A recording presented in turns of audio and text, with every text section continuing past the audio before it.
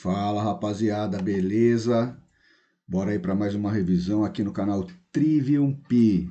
Hoje a revisão é de trabalho, potência, energia, impulso e quantidade de movimento. Chega de papo, vamos aí para a primeira questão. Então, olha lá. Um bloco parte da posição A e atinge a posição B, sob a ação de um sistema de forças, conforme mostra a figura, sendo F igual a 50 newtons, cosseno de θ igual a 0,8, peso do corpo igual a 70 newtons, força normal, reação ao esmagamento, aí 40 newtons, e FAT, força de atrito, igual a 5 newtons, e o deslocamento igual a 5 metros, determine o trabalho de cada força durante esse deslocamento, beleza? Então vamos lá. Lembrando aí que, de maneira geral, o trabalho causa mudança de energia no sistema. E a gente pode escrever esse trabalho de qualquer força como sendo igual ao produto da força pelo deslocamento e ainda pelo cosseno do ângulo entre a força e o deslocamento, ok? Então, F vezes D vezes cosseno do ângulo entre a força e o deslocamento. Vamos começar aí com o trabalho da força F, então. O trabalho da força F vai ficar igual ao valor da força F aí que ele deu, que é de 50 newtons, beleza? O deslocamento, ele deu aí que vale 5 metros. E o cosseno do ângulo entre a força e o deslocamento, que ele falou que vale 0,8. Rapaziada, se liga aí em que a distância sempre tem que estar em metros. Fique atento às unidades de medida do sistema internacional. Agora tá suave, né? Só multiplicar os números aí que você acha o valor do trabalho do F. Vamos lá, 0,8 vezes 5, 4. 4 vezes 50, 200. Então, 200 o quê? 200 joules. Não se esqueça das unidades de medida, beleza? Então tá aí, detonado. Trabalho do F, 200 joules. Falta calcular o trabalho da normal, o trabalho do peso e o trabalho do FAT. Como a normal e o peso, se você notar aí, são perpendiculares ao deslocamento, vale lembrar então que forças perpendiculares ao deslocamento não causam mudança na energia do sistema. Então essas forças não realizam trabalho. Se liga aí, ó. Cosseno de 90 graus, rapaziada, é zero, beleza? Cosseno de 90 graus é zero, beleza? Então, se eu tenho aqui o peso perpendicular ao deslocamento do corpo e a força normal perpendicular ao deslocamento do corpo, o trabalho dessas forças é zero. Então, o trabalho do peso aí, nesse caso em particular, hein, cuidado aí, em que as forças são perpendiculares ao deslocamento, o trabalho delas é nulo, ok? Então, o trabalho do peso aí, nesse caso, vai ficar igual ao trabalho da normal, que é igual a zero. São perpendiculares ao deslocamento, beleza? Temos ainda aí o trabalho do FAT. Então, como é que vai rolar o trabalho do FAT? Mesmo esquema. Trabalho é igual a força vezes deslocamento vezes o cosseno aí. Então, o trabalho do FAT, beleza? Vai ficar igual à força de atrito, que ele deu aí que vale 5 newtons, beleza? 5 newtons, vezes o deslocamento, que é de 5 metros. E agora se liga aí, ó. O ângulo entre a força de atrito que está aqui e o deslocamento é de 180 graus, certo? E cosseno de 180 graus, rapaziada, cosseno de 180 graus é igual a menos 1, beleza? Então esse trabalho vai ser negativo aí, ó. 5 vezes 5, 25. 25 vezes menos 1, menos 25. Então, o trabalho do FAT aí é menos 25 joules. É um trabalho resistente ao movimento, beleza? Menos 25 joules, ok? Então, tá aí o trabalho de cada uma das forças. Na letra B, ele quer o trabalho da força resultante, rapaz. Vale lembrar, então, aí, ó, que o trabalho da força resultante pode ser obtido pelo produto da força resultante pelo deslocamento, pode ser obtido pela variação da energia cinética e também simplesmente pela soma de todos os trabalhos. Então, basta aí somar o trabalho do F mais o trabalho do peso mais o trabalho da normal mais o trabalho do FAT, ok? Só ficar ligado aí nos sinais. Então, o trabalho da força resultante aí nesse contexto vai ficar igual ao trabalho do F, que deu 200 joules. Trabalho do peso é zero, trabalho da normal é zero, e o trabalho do FAT deu menos 25, ok? Então, 200 menos 25, trabalho da resultante aí positivo de 175 joules, ok? Então, esse foi o trabalho da força resultante nesse rolê aí. Firmeza? Questão detonada. Bora para a próxima questão. E segue aí, vamos acelerar o processo. O que a gente tem aqui? Então, vamos lá. Um carro de massa 1.000 quilogramas, um carro de massa 1.000 quilogramas, move-se sem resistências dissipadoras, em trajetória retilínea, linha reta. E ele parte do repouso, estava parado. O gráfico mostra para a gente aí a força motora na própria direção do movimento. E ele está representado na nossa figura aqui embaixo. Beleza, então note que você tem um gráfico que relaciona a força com o deslocamento. E ele pede para você determinar o trabalho da força F nesse deslocamento de 0 a 1.000 metros. Então, rapaziada, se liga aí, ó, que quando tem um gráfico que relaciona a força e o deslocamento, a área da figura geométrica que aparece aí, ela é numericamente igual ao trabalho. Então, olha lá, trabalho é numericamente igual a área, beleza? Tem que ser um gráfico que relaciona força com deslocamento aí, beleza? Então, força com deslocamento, trabalho é numericamente igual à área. E se liga nas unidades de medida, verifica que se está no sistema internacional, ok? Newton e metro. Então, sem estresse aí. Só calcular a área do trapézio. Bora lá? Então, a área do trapézio aí vai ficar igual a base maior, que é 1.000, ok? Mais a base menor, que é do 200 até o 600, que dá 400, vezes a altura aqui é do 0 ao 1.000, dá 1.000, dividido por 2, beleza? Fez a continha aí, certinha, você encontra o valor aí de 1.400 dividido por 2 dá 700. 700 vezes 1.000, 700 mil.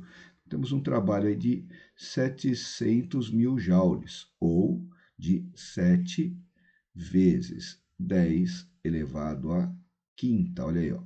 1, 2, 3, 4, 5. 7 vezes 10 a quinta joules. Beleza? Então, o trabalho aí que esse corpo experimentou foi de 7 vezes 10 a quinta joule. Guardou aí? Gráfico da força pelo deslocamento, área da figura geométrica é o trabalho. Próxima questão. Uma pequena esfera de massa 0,2 quilogramas está presa à extremidade de um fio. Tá aqui, ó, a massa de 0,2.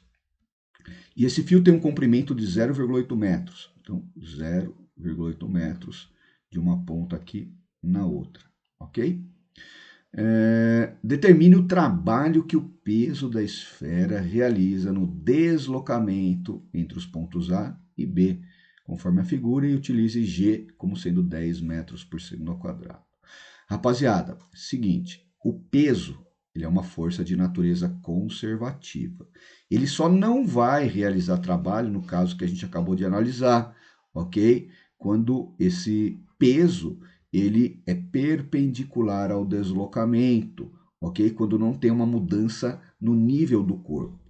Caso ocorra uma mudança no nível do corpo, a gente tem que pensar que o trabalho do peso, que é uma força de natureza conservativa, não depende do caminho para o corpo ir da posição inicial, no caso aí o ponto A, até o ponto B. Não depende do caminho, só depende do desnível, da variação de energia que o corpo vai sofrer.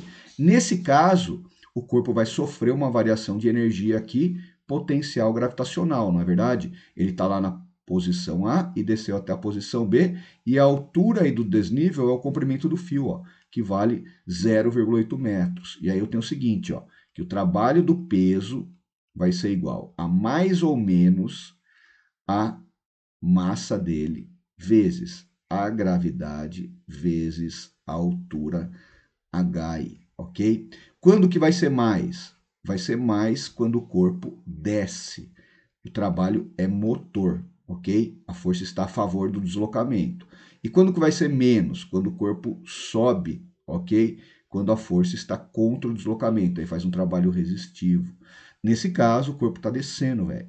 Então, o trabalho do peso é positivo. Massa do corpo, que vale 0,2 quilogramas, sempre em quilo, aí não esqueça, vezes a gravidade, que vale 10, vezes o desnível aí, que é 0,8, ok? Então, o trabalho do peso aí vai ficar igual a 0,2 vezes 10, que dá 2.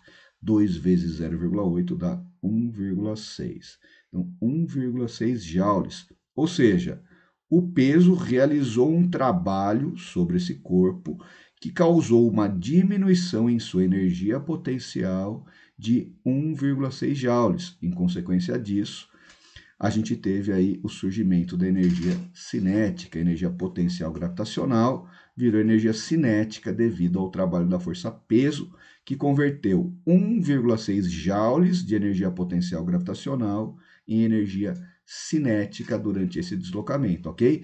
Não importa se o corpo fizesse esse caminho aqui até chegar aqui, descesse em linha reta aqui e tal. Qualquer caminho que ele tomasse, o trabalho seria M vezes G vezes H, ok? Só depende do desnível. Fechou? Bora lá. Questão detonada. Próximo item aí. Um guindaste ergue com velocidade constante. Rapaziada, olha a importância aí da ideia de velocidade constante, hein?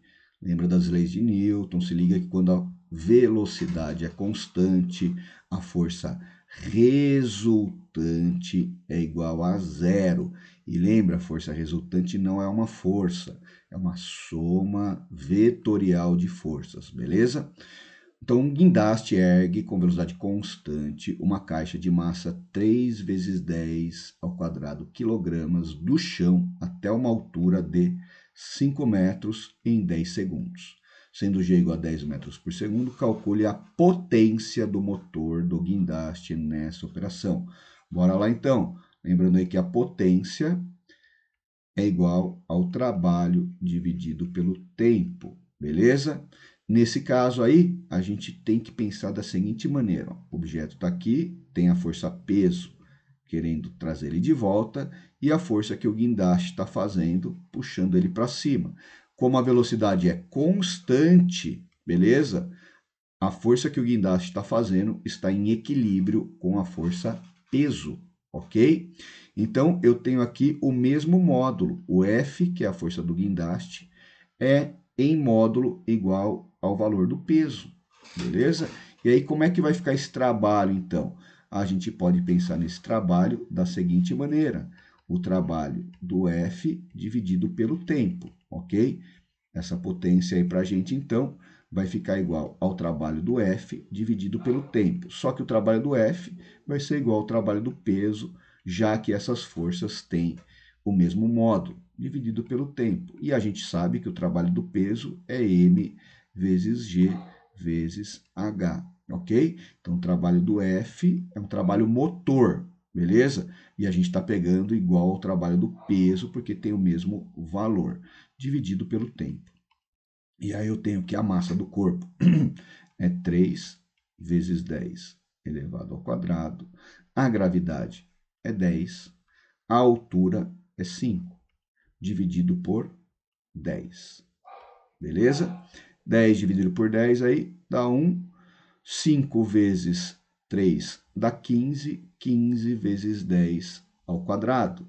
Então, a potência desenvolvida aí pelo motor foi de 15 vezes 10 elevado ao quadrado, ou, se você preferir, aí, ó, 1,5 vezes 10 elevado ao cubo watt, ou 1,5 quilowatt, ok? 1,5 kW foi a potência desenvolvida pelo motor do guindaste durante a elevação desse corpo aí. Fechou? Tranquilíssimo aí, sem estresse nenhum aí, né? Tranquilo. Vamos para a próxima questão. O que temos aqui na próxima questão? Questão 5, meio do caminho praticamente. Aguenta aí, firme, não desista. Você vai chegar lá. Para nas questões aí, assiste várias vezes, compreender cada detalhe. Tem segredo. Vamos lá. Uma motocicleta parte do repouso, ou seja, ela estava inicialmente parada numa superfície horizontal. Considere a massa do sistema motopiloto igual a 200 kg. Despreze qualquer resistência ao movimento, então não tem atrito aí. E suponha que o motor exerça uma força constante paralela à direção da velocidade. Ok? Está no mesmo sentido aí do movimento. Após percorrer 200 metros, a moto atinge a velocidade de 72 km por hora. Já viu aqui problema com unidade de medida, né? Você já sabia disso. Então já arruma para não esquecer. Sempre Sistema Internacional de Unidades, hein, rapaz? Então, divide por 3,6, certo? Para passar de quilômetros por hora para metro por segundo. Então, 72 dividido por 3,6 dá 20 metros por segundo. Aí ele pede para determinar a potência média da força motora no percurso de 200 metros. Então, bora lá. Ó. Potência média é a mesma coisa aí que o trabalho dividido pelo tempo, ok? Aí eu posso pensar no seguinte, ó. O trabalho é a força vezes o deslocamento vezes o cosseno do ângulo entre a força e o deslocamento dividido pelo tempo, beleza? E olha só que curioso, distância dividido pelo tempo é a velocidade média. Então, eu posso pensar na força vezes a velocidade média. Como ele falou aí que a força é constante, ela é paralela ao deslocamento, ela está no mesmo sentido do deslocamento, né? Então, o que acaba acontecendo? O ângulo aqui é zero, e cosseno de zero é 1, ok? Cosseno de 0 grau é 1. Então, a gente faz aí simplesmente força vezes velocidade média. Então, vamos ver o que desenrola. Potência média igual. A força, a gente pode lembrar aí do Newton, né? Então, a força resultante no sistema aí considerada constante vai ser a massa do corpo vezes a aceleração vezes a velocidade média. O problema é que eu não tenho aí nem a velocidade média e nem a aceleração, mas dá para calcular isso daí, né, rapaziada? Porque a gente tem a velocidade inicial, que era 0, ok? A gente tem aí a velocidade final, que é 20, e a gente tem o deslocamento, que é 200. Então, eu consigo calcular aí a aceleração utilizando um Torricelli. Vamos pensar aí, ó, v quadrado igual a v0 ao quadrado mais 2 vezes a aceleração vezes o deslocamento. A velocidade final é 20, não esquece aí que é 20 ao quadrado. Ele partiu do repouso, então a velocidade inicial é 0. A aceleração, eu não sei. E o deslocamento aí foi de 200 metros. 20 ao quadrado, 400. 2 vezes 200, 400. Então dá 400 dividido por 400 aí. Acabou de achar a aceleração. 1 metro por segundo ao quadrado, certo? Ó, 20 ao quadrado, 400. 2 vezes 200, 400, certo? Então ficou aí, ó, 400 igual a 400 vezes A. Que número você coloca no lugar do A? Multiplica por 400 e dá 400. 1, né? Então aí, ó, 1 metro por segundo ao quadrado é a aceleração. Beleza, já tenho a aceleração. Agora falta a velocidade média. Como é que eu posso achar a velocidade média aí? Como é uma situação em que a força é considerada constante, a aceleração também vai ser constante. Eu posso obter a média por ΔS dividido por ΔT, só que tem um probleminha aí, eu não tenho o tempo, não é verdade? Mas eu sei que em contexto em que a aceleração é constante, eu posso obter a velocidade média pela média aritmética das velocidades instantâneas. E aí eu tenho a velocidade final, que é 20, a inicial, que é 0, dividido por 2. Isso vai dar uma velocidade média de 10 metros por segundo. Ok? Game over aí. Agora tem tudo. Então vamos lá. Ó. Potência média vai ser igual a massa, que é 200, vezes a aceleração, que vale 1, vezes a velocidade média, que vale 10, beleza? Então, deu aí uma potência média de 2.000 watts, ou 2 kW, beleza? Detonado. Letra B, a potência instantânea, quando a moto atinge a velocidade de 72 km por hora, ou seja, 20 metros por segundo. Cara, potência instantânea é a força naquele instante vezes a velocidade naquele instante, certo? Então, o que a gente vai fazer aí, ó? Potência instantânea, força vezes velocidade, ok? Só que a velocidade que vai entrar aqui não é a média, é a instantânea, beleza? É naquele momento. A força, eu sei que é massa vezes aceleração, beleza? Vezes a velocidade, só que é a do instante. Então, a massa continua aí nos 200, a aceleração não mudou, né? É 1, e a velocidade instantânea é 20. Aí, fechou. Potência no instante em que a moto passa pela posição 200 é igual a 4.000 watts, ou 4 kW. Então, é no instante, na posição instantânea. Aqui é durante o processo, entre 0 e 200, foi 2 kW. Aqui é exatamente na posição 200, ok? Instantâneo. Questão detonada, vai com tranquilidade, vai com calma, analisa aí, sossegado e bora para frente. Só sai dessa questão a hora que você entender, hein? Bora lá. Uma pedra de massa 0,2 kg é atirada verticalmente para baixo de uma torre de altura igual a 25 metros, com velocidade de 20 metros por segundo, ok? Desprezando a resistência do ar, adotando G igual a 10, determina a energia cinética da pedra ao atingir o solo. Então, a pedra foi lançada verticalmente para baixo, com uma velocidade de 20 metros por segundo, de uma altura aqui em relação ao solo, beleza? Essa altura é de 25 metros.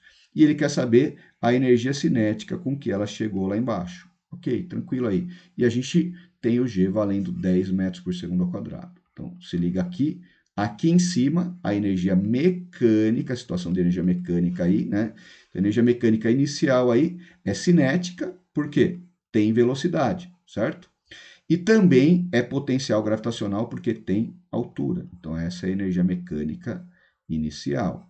Quando chegar lá embaixo, só tem energia cinética, ok? Só tem velocidade. Então, energia mecânica final é só do tipo cinética, ok? Como o sistema aí é conservativo, ele falou para desprezar as resistências, a energia mecânica inicial é igual à energia mecânica final. Então, eu tenho aqui a energia cinética do início, que é igual a mv² sobre 2, mais a energia potencial gravitacional do início aí, que é m vezes g vezes h, e isso vai ser igual à energia cinética lá embaixo, que é o que ele quer saber, né? Energia cinética quando chega no solo. Então, energia cinética lá embaixo, beleza? A massa é 0,2, a velocidade lá em cima é 20 ao quadrado, dividido por 2, mais a massa, que é 0,2, vezes a gravidade, que é 10, vezes a altura, que é 25. Isso vai dar energia cinética a hora que ela chegar lá embaixo. Então, energia cinética lá embaixo vai ser igual a 20 ao quadrado dá 400, certo? 400 dividido por 2 dá 200. 200 vezes 0,2 dá 40. 200 vezes 0,2 dá 40. Mais 0,2 vezes 10 dá 2. 2 vezes 25 dá 50. 40 mais 50, 90 joules. Fechou? Então, a energia cinética, a hora que ela passar aqui no ponto mais baixo, que é a energia mecânica final dela, vai ser igual a 90 joules. Fechou? Tranquilo, né? Só comparar a energia mecânica do início com a energia mecânica do final, ok? Sistema conservativo, energia mecânica inicial igual a energia mecânica final. Tranquilo? Bora aí para a próxima. Detonando tudo aí. A figura a seguir representa um carrinho de massa M que se desloca sobre um trilho de uma montanha-russa, um local onde a aceleração da gravidade vale 10 metros por segundo ao quadrado. Considerando que a energia mecânica do carrinho se conserva, ou seja, em qualquer ponto da trajetória, a energia mecânica é a mesma, ok? O módulo tem o mesmo valor. E em P, o módulo de sua velocidade é de 8 metros por segundo, então ela passa por aqui, ó, o carrinho passa por aqui com uma velocidade de 8 metros por segundo. Qual a velocidade do carrinho quando ele passar pelo ponto Q? Quero saber a velocidade aqui, ok? Beleza, sistema conservativo, então se liga aí, ó, energia mecânica no ponto P é igual a energia mecânica no ponto Q. Rapaziada, no ponto P, ele tem altura, então ele tem energia potencial gravitacional. Mas ele tem velocidade também, então ele tem energia cinética. No ponto Q, ele tem altura também, então ele tem energia potencial gravitacional e provavelmente tem velocidade aí, então também tem energia cinética. Só que tem um macete aqui, cara, para você resolver mais tranquilo, mais rápido. A gente pode colocar uma referência aqui, ó, um plano horizontal de referência, um PHR aqui, ó, plano, ok? Plano horizontal de referência e dizer o seguinte, que nesse ponto aqui a altura é 0 e nesse outro ponto aqui a altura é referente a essa diferença, 8 menos 5, que daria aqui 3 metros de altura. E aí eu zero a energia potencial gravitacional do ponto P, trabalho só com energia cinética, e para o ponto Q eu coloco uma energia potencial gravitacional referente a 3 metros. Aí fica suave, né? Então, olha lá, energia mecânica do ponto P seria somente a cinética. E no ponto Q seria a cinética mais a potencial gravitacional referente à altura de 3 metros, beleza? Aí fica suave para a gente achar a velocidade em Q. Então vamos lá, massa vezes velocidade em P ao quadrado dividido por 2 é igual a massa vezes a velocidade em Q, que eu quero saber, ao quadrado dividido por 2, mais M vezes G vezes o H referente aos 3 metros, ok? Divido todos os termos aí da expressão por M, ok? Como se tivesse multiplicado todo mundo por 1 sobre M, e aí já era. Vem P, que eu não sei, dividido por 2, é igual a V. Opa, vem Q eu tenho, né? Volta aí, então. Vem Q a gente tem. Esqueci que o V em P vale 8. Então, 8 ao quadrado, dividido por 2, é igual a V em Q, que eu quero saber, ao quadrado, dividido por 2, mais G vezes a gravidade, G que é a gravidade, vezes a altura que é 3, ok? Então, vamos lá. 8 ao quadrado, 64, dividido por 2, 32. Troca de lado o 30 aqui. 32 menos 30 igual a VQ ao quadrado dividido por 2. 32 menos 30 dá 2. 2 vezes 2, 4. Então, VQ ao quadrado igual a 4. Portanto, a velocidade em Q será de 2 metros por segundo. Beleza? Questão detonada. Vamos embora aí para a próxima. Tá acabando a bateria aqui, rapaziada. Não deixei ligado na tomada. Complicou. Vai desligar a qualquer momento isso daqui. Deixa eu buscar o carregador. Segura aí.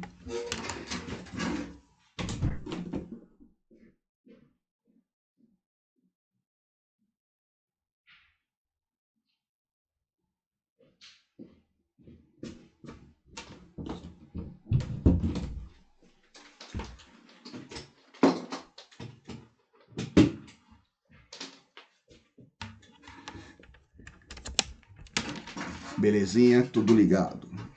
Bateria recarregando. Bora lá. Questão 8. O que a gente tem aí? Um projétil de massa 10 gramas. Opa, BO na história aqui, hein? Já temos problemas com unidade de medida. Tem que arrumar isso aí, né? Então, já de cara, já identificou, arruma. Gramas, passa para quilograma. Como é que passa? Multiplica por 10 a menos 3, ok? Então, Então, passou já de grama para quilograma. 10 gramas é 10 vezes 10 a menos 3 quilogramas, ou, se você preferir, né, 10 a menos 2 quilogramas, beleza? Já deixa na unidade certa.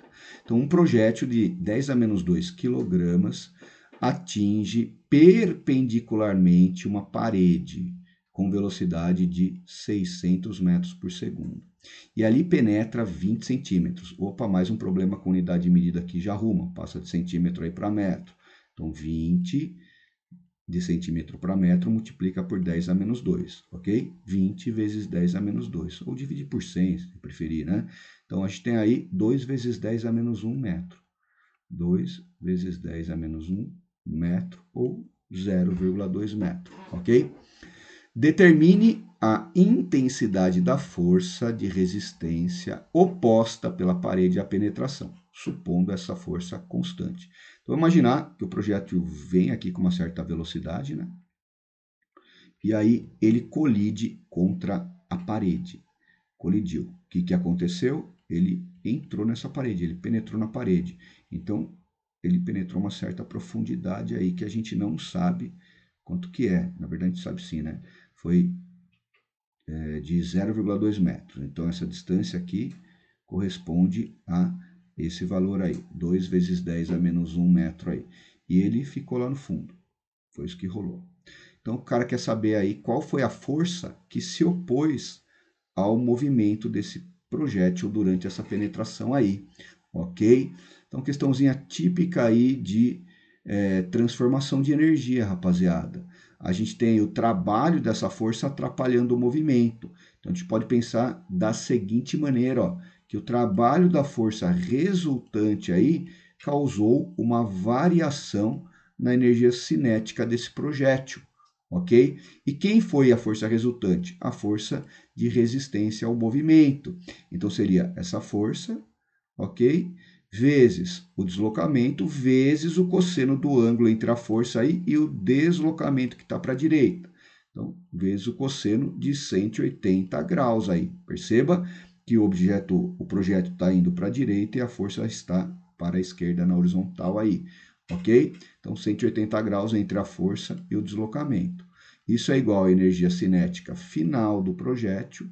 Ele parou, a energia cinética final é zero, menos a energia cinética inicial, ok? Eu quero saber qual é o valor da força. Então, a força vezes o deslocamento do projétil aí que a gente tem, que é de 2 vezes 10 a menos 1. Ah, mas eu quero fazer 0,2. Cara, firmeza, vai na fé aí.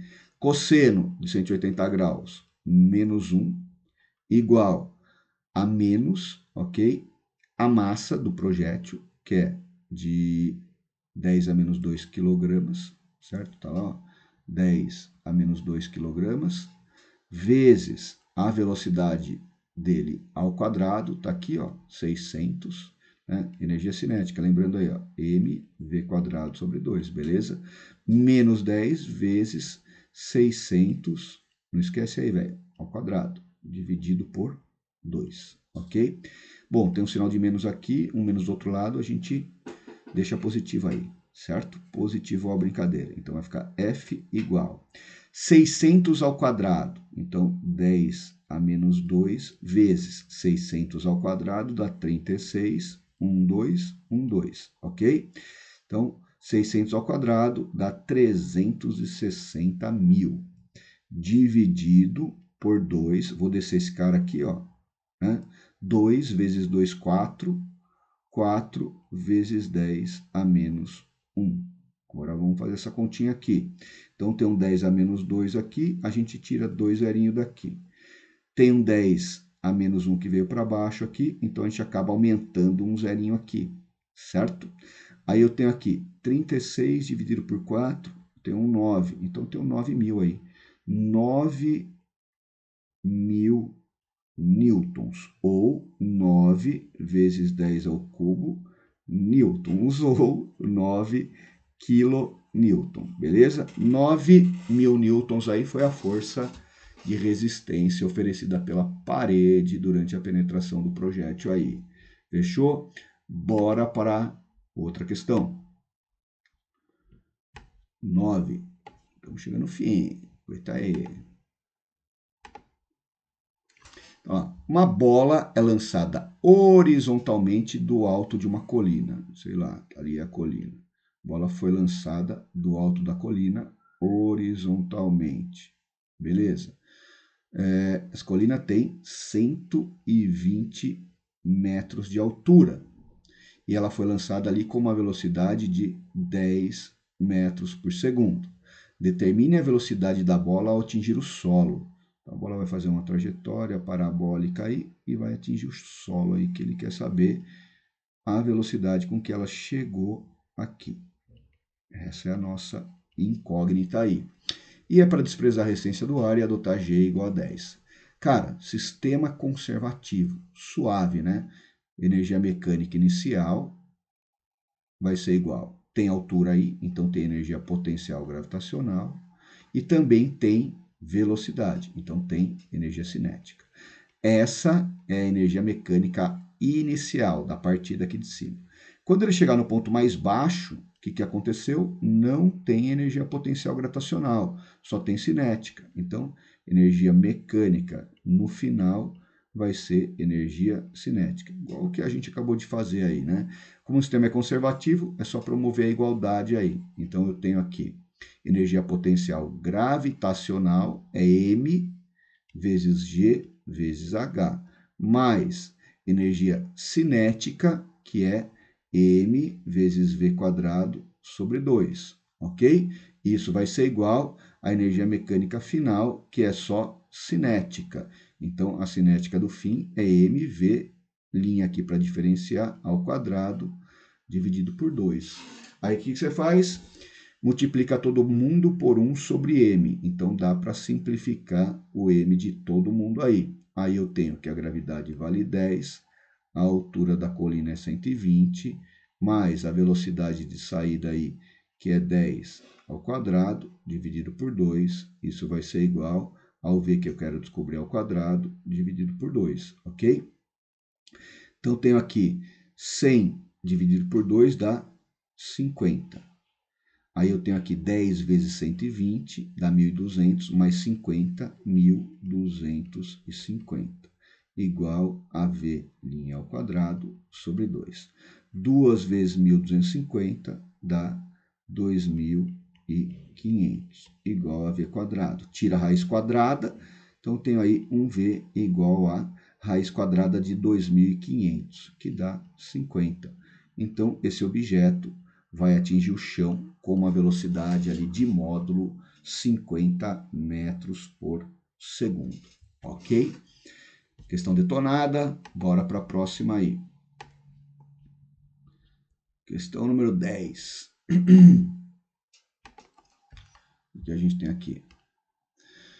Um bloco de massa 4 kg e velocidade horizontal de meio metro por segundo, olha a situação aí, choca-se com uma mola de constante elástica 100 Newton por metro. Ok. Não tem atrito entre o bloco e a superfície e ele pede para determinar a deformação máxima sofrida pela mola, que é esse X aqui.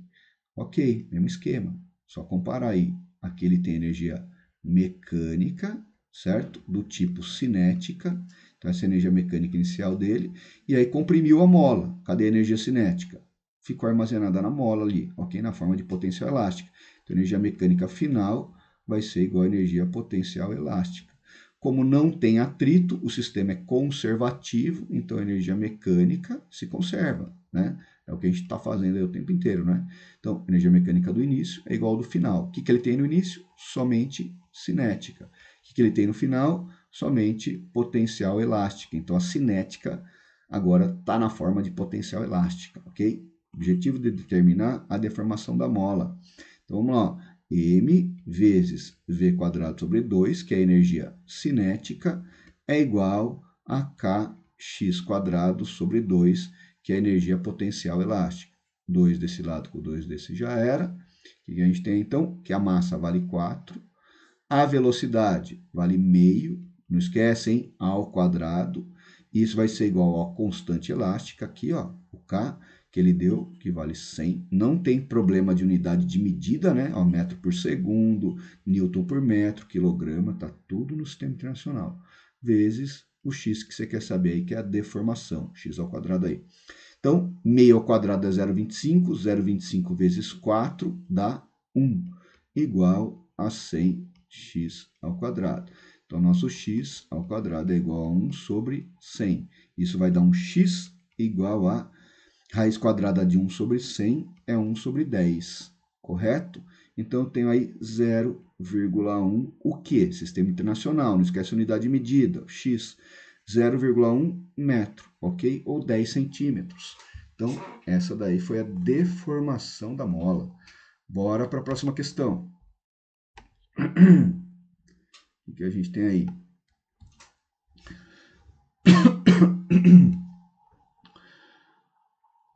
Bora aí.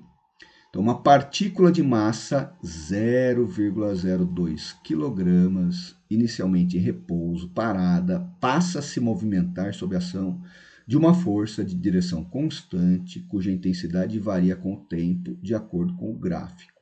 Perceba que é um gráfico que relaciona a força com o tempo, ok? Ele quer que a gente encontre o impulso da força entre 0 e 6 segundos. Cara, esse gráfico que relaciona a força com o tempo, ele está escondendo uma propriedade aqui na área da figura geométrica. Então, agora é um gráfico de força pelo tempo, hein? Não é força pelo deslocamento, é força pelo tempo. Então, quando é força pelo tempo, o impulso vai ser numericamente igual à área da figura aí, ok? É só calcular a área da figura geométrica, caso você tenha aí um gráfico que relaciona a força e o tempo. Verifica a unidade de medida, newton segundo, sem estresse. Então, vamos calcular a área desse trapézio que está aí, que a gente acha o impulso. Beleza? Então, lá, base maior que mede 6, mais base menor aqui, ó, que mede 2, vezes a altura, que é 12, certo? Dividido por 2. Achou o impulso. Então, esse impulso é igual a 6 mais 2 às vezes dá 8, 12 dividido por 2 dá 6. 6 vezes 8, 48. Não esquece a unidade de medida, ó. Impulso é newton vezes segundo, ok? 48 newton vezes segundo, aí é o impulso dessa força que provocou uma mudança na quantidade de movimento do corpo. E ele quer saber a velocidade no instante t igual a 6. Então, item A detonado. Agora, item B, rapaziada, tá tranquilo, porque ó, o impulso de uma força, além de ser produto da força pelo tempo, mas você não fez a força pelo tempo, é a área, porque a força variou, certo? Se a força fosse constante e eu tivesse o tempo, era só multiplicar a força pelo tempo. Como não é constante a força, variou, a gente calcula a área. Mas isso também é igual à variação da quantidade de movimento. E a variação da quantidade de movimento é a massa vezes a variação da velocidade. Então, eu posso fazer aqui que o impulso é igual a massa vezes a variação da velocidade, a velocidade final, menos a velocidade inicial. O impulso é 48, isso é igual a massa. Cara, esse 002 está me deixando desconfortável. Eu vou colocar aqui um 2 vezes 10 a menos 2. Beleza? Vezes a velocidade final que eu quero saber. E agora note que ele partiu do repouso. Então, a velocidade inicial é 0. Beleza? 48 dividido por 2 dá 24. Sobrou aqui embaixo um 10 a menos 2. Certo? Isso é igual a V.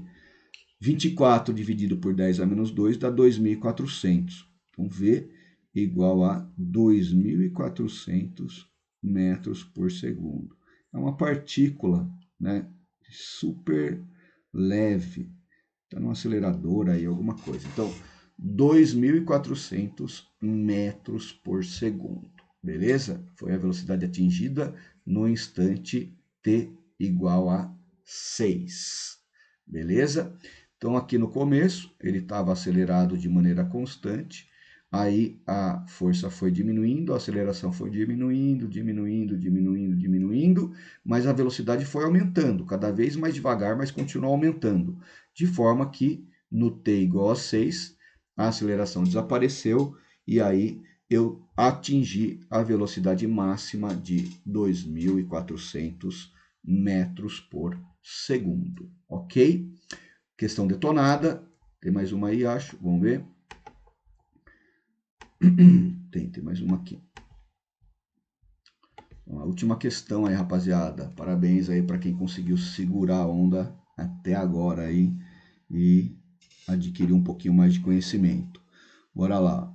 Um canhão de artilharia horizontal de 1 tonelada. Então já arruma aí. 1 tonelada é o equivalente aí a 1.000 quilogramas, ok? 1 tonelada, 1.000 quilogramas. Dispara uma bala de 2 quilogramas que sai com velocidade de 300 metros por segundo. Então a artilharia está na horizontal aí. Admita que a velocidade da bala ela é constante no interior do canhão e determine então a velocidade de recuo do canhão. Então a gente tem aqui, sei lá, vou tentar desenhar aqui mais ou menos o nosso canhão. Eu tenho um canhão de artilharia aí, ok?